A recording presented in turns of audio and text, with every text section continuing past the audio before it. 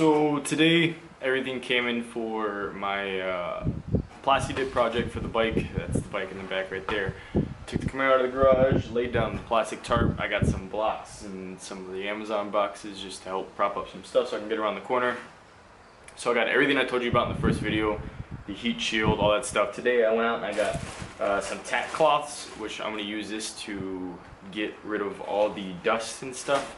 Because I sanded, I don't know if you need to sand with Plasti dip, but I just sanded anyways, makes it a clean, smooth surface, easier to absorb paint.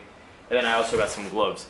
So what I'm gonna do is I'm gonna go over it with the tack cloth, and then I'm gonna clean it. I also got some prep spray. I got the grease and wax remover, so I'm gonna use that with any lint-free cloth. So I just got paper towels. I mean, I'm sure you could use something else, but I'm just gonna use paper towels. Wipe it off, and then it would be ready to Plasti dip. I did spend 2 hours last night sanding, so I know it's kind of hard to see, but it's like, if you look in the inside's kind of like shiny-ish, and then you look on the outside and it's not.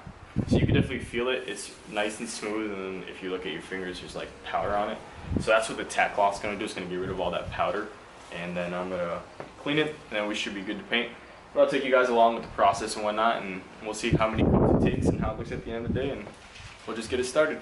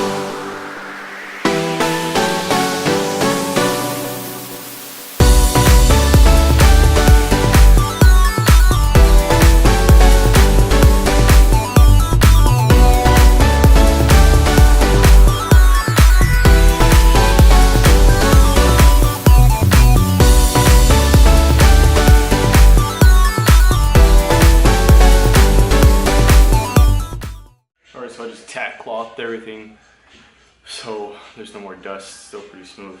So now I'm going to come over with this prep spray. It's a grease and wax remover with some paper towels, and then after I'm done removing that, I'm just going to start shooting. So let's get to it.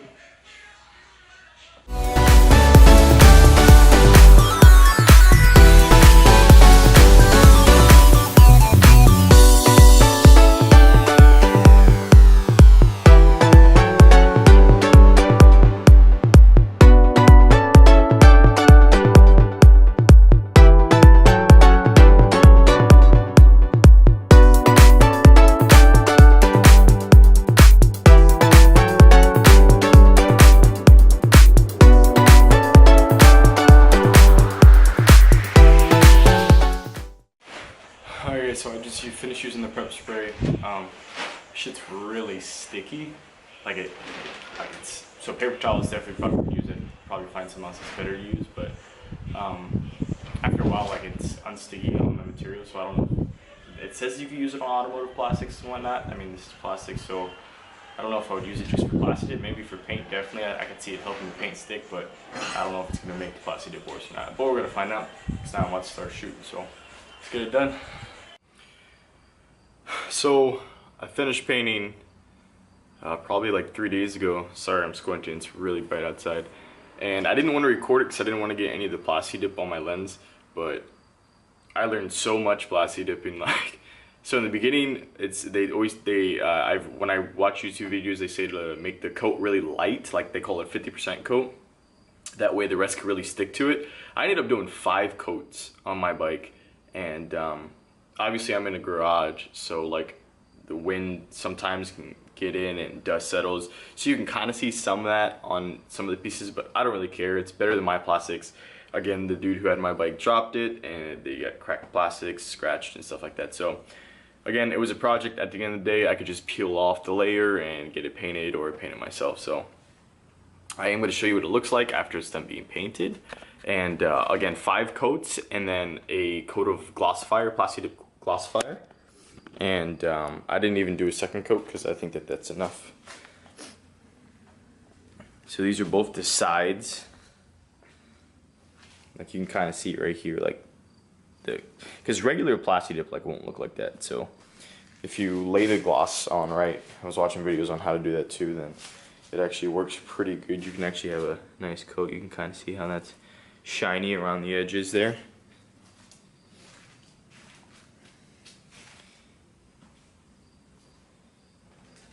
The sides, the side fairings were definitely the hardest. These guys were definitely the hardest to cover all the white and all the edges, and it was not easy for sure. It's gonna go underneath the bike at the end. You got the front piece. And then this piece I think goes under my cluster. I don't know where exactly. I want to say it goes under my cluster, if I'm not mistaken, because I got like the cluster pieces. When I was painting, I accidentally like hit the box and chipped right here, but being that that's not going to be seen, I don't really care that much. But just to get you guys like an idea of how it actually looks in the sun, if the camera will adjust. I don't know if you could see that. It's kind of hard for me to see, but it's pretty glossy. So it doesn't look like regular Plasti dip. So that's that. That's me. I'm done painting it. I'm gonna go ahead and vinyl wrap this tank. I'm gonna take off my chair. I don't think I need to take off the tank. I probably should take off the side fairings and whatnot though.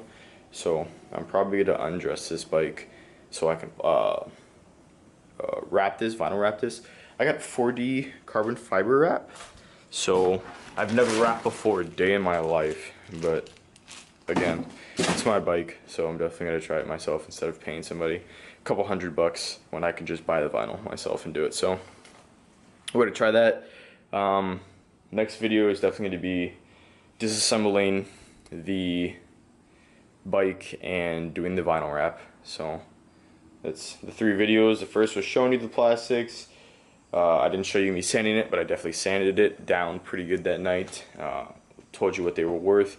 All in all, for the paint, I think I ended up getting 6 bottles of Plasti dip. So it was like $5.25 a piece, so $30, 2 bottles of the gloss, 40. And then I got a mask, couple bucks. I never used the primer. I think I said I was gonna use the primer, but I never did. I was reading some videos on it, I was reading some articles and watching some videos on it, and somebody said that the Plasti dip's gonna tear it off anyways. He had like primer, this guy had primer on his car and like tore it off, so I didn't see a point in priming it. I mean, if that's the case, when we peel it off, when we want to paint it, we could just prime it again and paint it. So I didn't prime it. I did use the prep spray, which is actually really sticky, so I don't know if I'd ever use that again, but I don't know if it helped or not. I don't know. So probably about 50-60 bucks in the paint and the supplies and whatnot, but that's it. And I mean, for a self project, I think it looks pretty good. So again, next video is going to be the disassembly of that and the vinyl wrap, and we're gonna go with the 4th one probably being putting the heat shield and stuff like that on the fairings, because I got to put heat shields all on the inside of my side fairings because it obviously covers the engine. I don't want it melting the plastic, and on some other pieces of the bike. So more to come. Thanks for watching, guys. See you later.